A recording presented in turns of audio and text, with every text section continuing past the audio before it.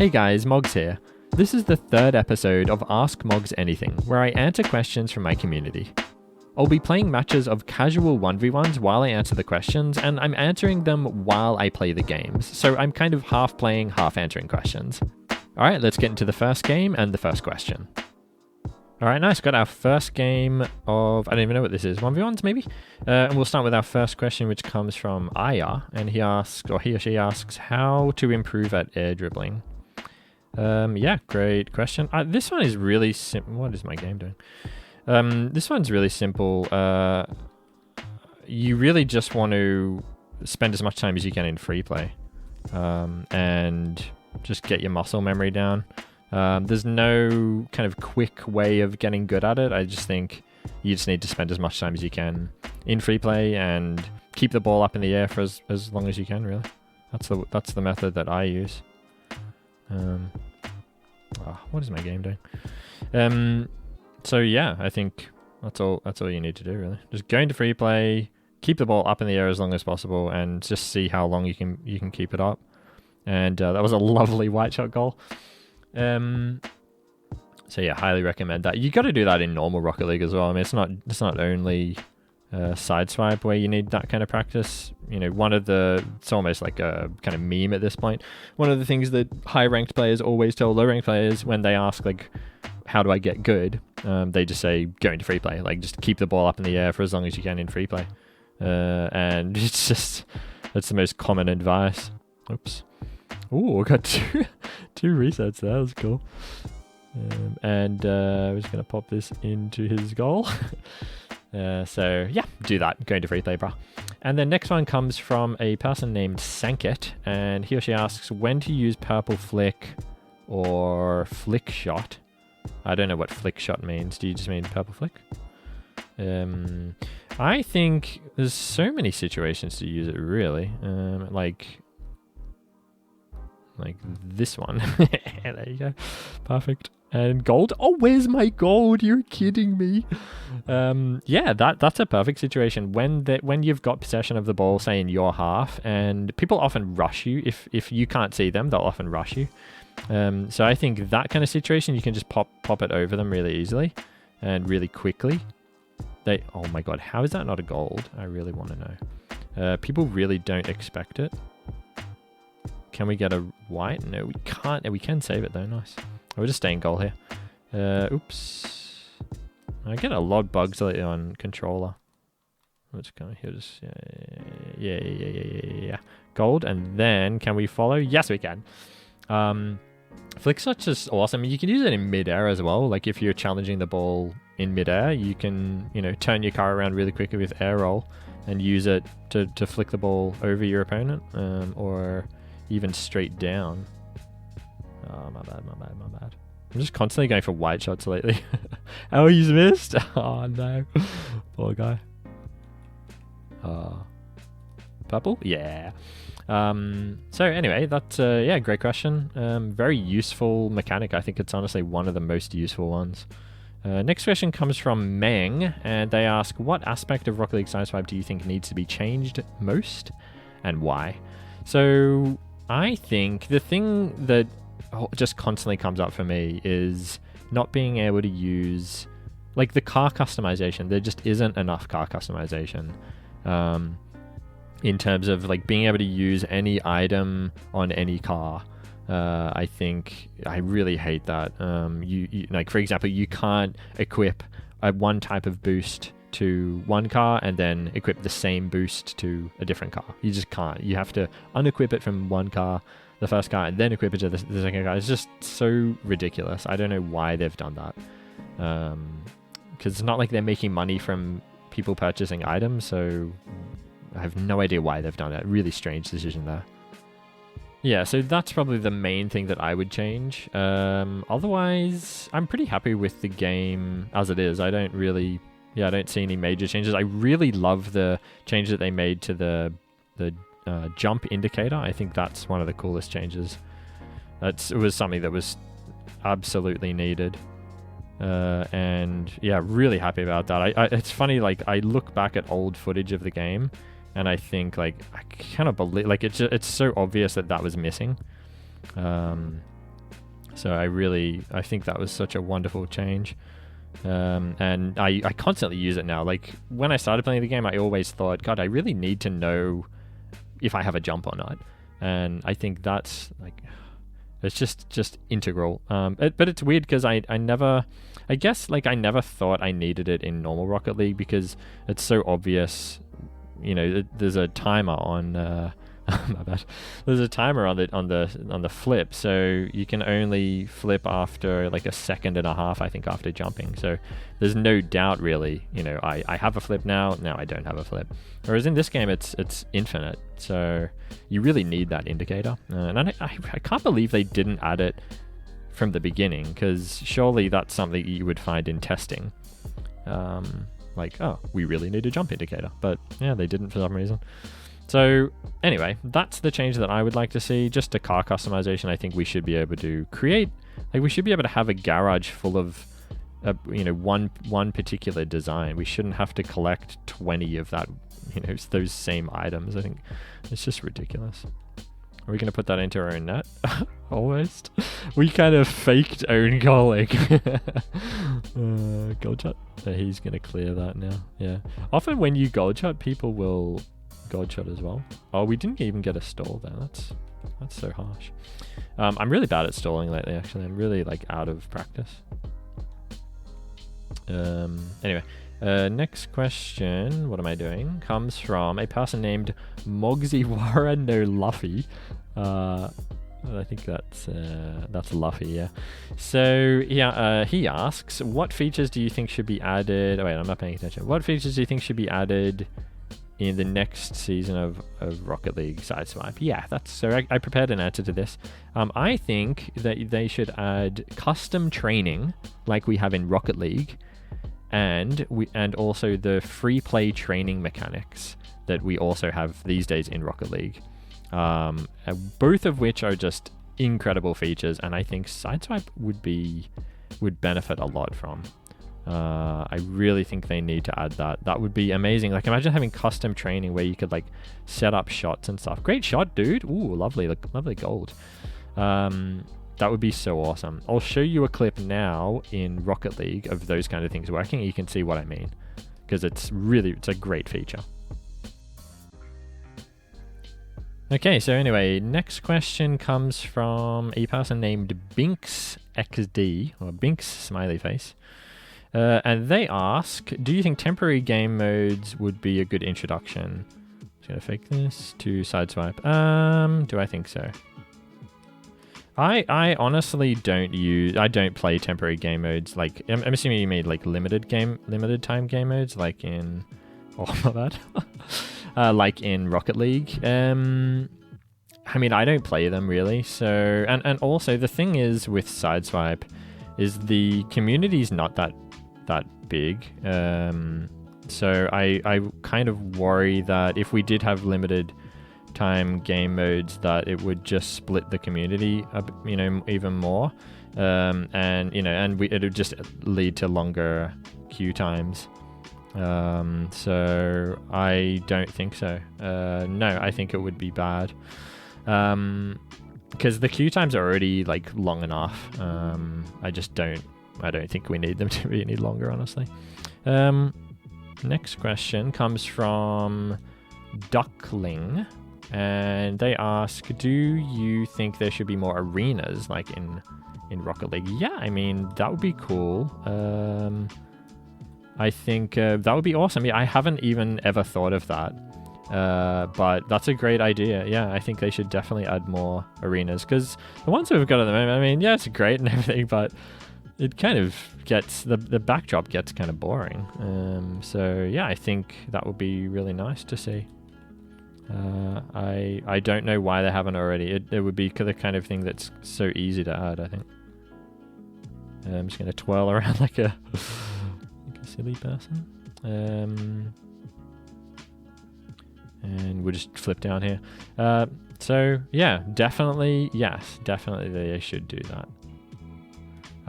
Okay, next question comes from Senna Joker, and they ask, can you answer this question? Yep. Is there any way to score from under the goal except using the horse kick?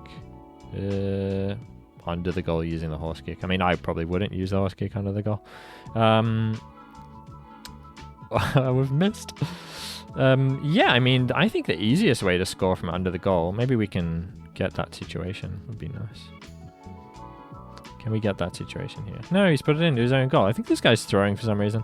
I think really just to get the ball on top of your car and then just aim up, and it kind of pops it up like that. I think that's really the best way. Oh, we almost got a nice little goal there. Yeah, like just no, not like that. Hold on. Wait. Give me the ball. Oh, I want the ball. Yeah, I think just really... Wait, let me score. Nah, I can't. Okay, give me the ball now. No. Excuse me, Mr. Yo-On. Mr. Yo-On. Wait. So, yeah, I mean, I think Pebble Flick is great, but other than Pebble Flick, I think just doing this, just like pop up, just like boink, and it just pops the ball up. I think is one of the best. And then, just like double jump and put the ball in from your roof. I think you don't need to do it really, unless you're like in a hurry, then, Pebble Flick is a great option. But if you've got time, I think just double jumping and just kind of guiding the ball up slowly is a really good way, using the manual flick if you need to kind of push the ball around. Then, yeah, that's the method that I generally use. Okay, next questions will be about me and my career and, me playing Sideswipe, not specifically about Sideswipe. So the first one comes from Lays8561, and they ask, do you ever rage quit in Sideswipe for anything? If yes, then how and why? How do I rage quit? So do I mean, I don't know about rage quit, but I definitely get annoyed sometimes if I play badly, or if I, if an opponent is like embarrassing me, then yeah, like I think everyone does. And it's not, maybe I seem really calm when I'm playing on, if I'm making a video, like on my second channel, then I seem really calm when I'm playing, but that's just because I'm recording. If I'm playing really competitively, then sometimes, of course, yeah, I get really annoyed, but rage quit, probably not. Nah, like I do get annoyed, I get frustrated and stuff, but no, I probably don't rage quit. But yeah, I get irritated, and then I'm like, yeah, I might go take like a quick break or something, then come back. So yeah, I mean, I think everyone does. Everyone gets upset when they get beaten at something. Everyone wants to win. It's a competitive game after all, so if you don't care about it enough to get annoyed when you lose, then you're probably not going to feel motivated to try really hard to win. So I think it's normal to get upset when you lose. Everyone has an ego, whether we like to admit it or not. Everyone has one. Next question comes from Mogz, and that's my Discord admin, one of my Discord admins, and he asks, how tall are you? And in centimeters and feet, yes, I am like 184 or 5. I'm like 6 foot, basically, whatever that is in centimeters. I don't actually know. So yeah, I'm like 6 foot. I'm pretty tall. I'm not super tall for a Western dude, but like I live in Japan, and yeah, I'm really tall compared to Japanese people. So yeah, 6 foot. Next question comes from GamerBoyYT, and they ask, what do you think is the most stressful part of being a YouTuber? Yeah, this is something I talk about with my family and friends and stuff quite a lot, and think about quite a lot. And yeah, I mean, I honestly never found being a YouTuber... Well, I never found having a channel stressful until I started Sideswipe content. And then, because my channel wasn't big and it wasn't a big source of income for me. It was like a hobby, basically. So it wasn't stressful. But as soon as it became something that I could make, some money, like not just pocket money from, then it started becoming stressful because I felt heaps more, and especially when my audience became much bigger, you know, and I had videos that were getting, you know, hundreds of thousands of views, then it became much more stressful. Yeah, because it's just more pressure, and I felt pressure to generate content even when maybe I didn't feel like it, and also to generate a particular quality. You know, it was like I felt kind of beholden to my viewers, and you know that they had a certain expectation of the quality that I would produce, and I didn't want to put out anything that was less than that. And I guess these kind of videos, these like Ask Mogz Anything videos, are an exception to that, just because I feel like, you know, can I get a manual? No. I feel like it doesn't have to be high quality because it's something that I guess the community kind of wants. You know, you guys are asking me questions, so I'm answering your questions. So, you know, I can't really make this high quality. So I feel like I get a pass on this video. It doesn't need to be super high quality, but every single other video that I put out on this channel is, I expect a certain quality from it. So yeah, I find that quite stressful. And as the days pass that I last uploaded, then the stress kind of builds because I'm like, I need to finish a video. I need to get a video out really soon.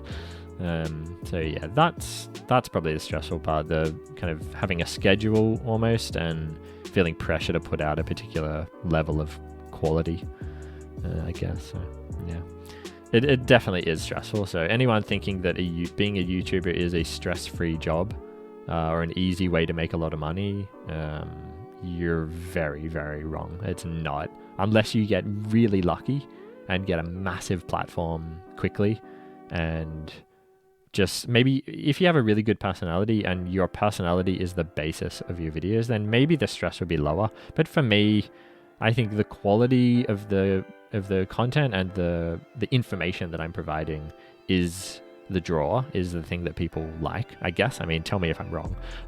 Tell me if you watch for a different reason. So that's quite a stressful approach, but yeah, yeah. Anyway, I think you'll see, if you watch other YouTubers, you'll see over time, as they become more successful, the type of content they put out tends to be on the low effort side. You know, they like PewDiePie, for example, his content used to be more kind of stressful maybe for him to make. Like it was a particular energy that he had to be in. It had to be really high energy, you know, when he was doing his gameplay. But these days it's like super chill, and I'm sure like stress free really for him.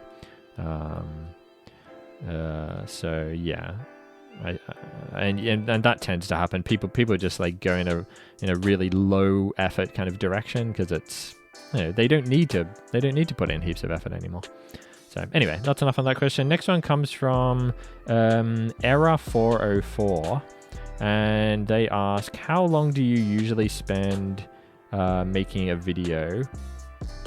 And yeah, editing a video. So my videos take a long time. I haven't really timed myself, but I typically spend like, I would estimate at least 15 hours or 20 hours on a video of just solid work. And that's like writing as well as editing and stuff. It's a lot of time, like it's a massive investment. It depends on the type of content, obviously, but the vast majority of my videos take, yeah, like at least like 15 to 20 hours of just solid work. And some of them are more, some of them are less, yeah, but that's probably the average. Okay, next question comes from Muffin, and they ask, what do you edit with? So I use DaVinci Resolve. That's my primary editing platform. And when I started out, I started on Filmora Wondershare. And then I switched to DaVinci after probably 6 months or something, because I was just so limited by Filmora. It was just not good. So it's just like a noob editing platform, really. DaVinci is just really powerful, really just great all around. It's kind of easy to get into, I guess, but it's really, really difficult to master, and there's a whole, it's quite powerful.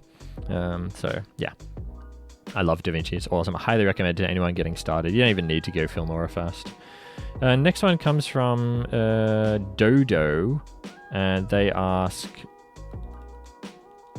who is the best player you played with? So the best player I've ever played Sideswipe with is Pudiro, who I've featured on my casual gameplay channel once, I think. And he is a Grand Champ ranked player. He was like top 100. I'm not sure if he is anymore, but he was like top 100 for a while. And great guy. He streams, so I'll put his streamer like Twitch information on screen and in the video description. So if you want to check him out, go check him out. He's a really, really great player. I've learned a lot from watching him. And the last question comes from Hawk, who asks, what was your best achievement in your entire YouTube career? So I would say definitely my best achievement is just my highest viewed video. Obviously, I think I would call it an achievement.